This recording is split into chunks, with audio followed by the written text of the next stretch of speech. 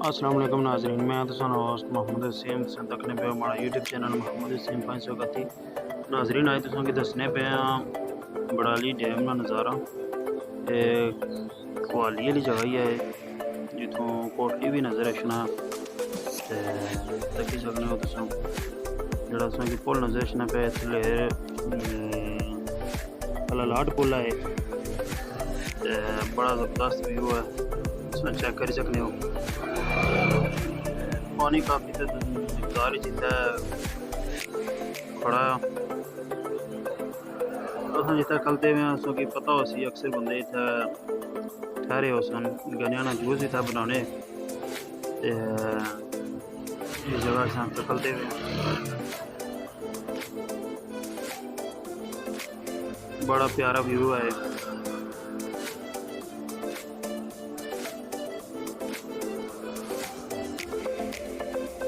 कुछ बंदे सोचने हो सन भाई इसलिए तो रमज़ान आ रमज़ान नहीं माड़ा भरा रमज़ान तो पहले नहीं वीडियो है उस टाइम अस इतने खलते स गड्डियां जूस वगैरह इतने पीता तो मैं सोचा जड़ा ना अपने दोस्तों की जगह ना पूरा नज़ारा कराएगी ना यह जगह सन जी तकने पे बड़ाली नहीं है।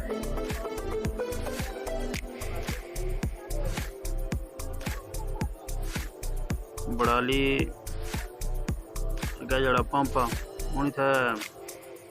अलमदीना कैश एंड कैरी भी है तो बिल्कुल अगे नज़र ऐसी सजे हाथ पर इस तो अगे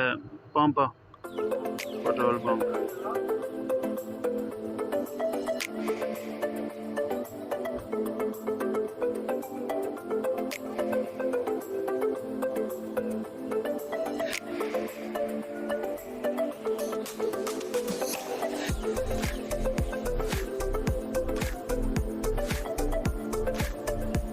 तो एक रोड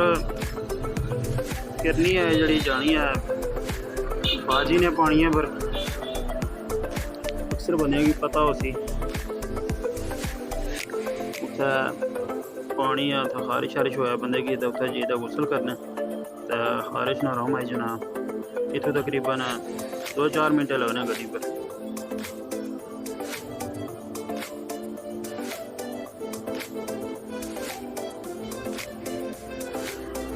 इस जगह की बड़ाली निशकी आखने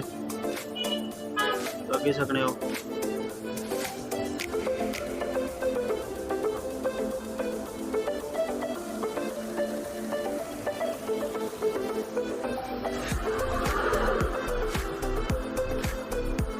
बड़ाली डैम जड़ा बनता है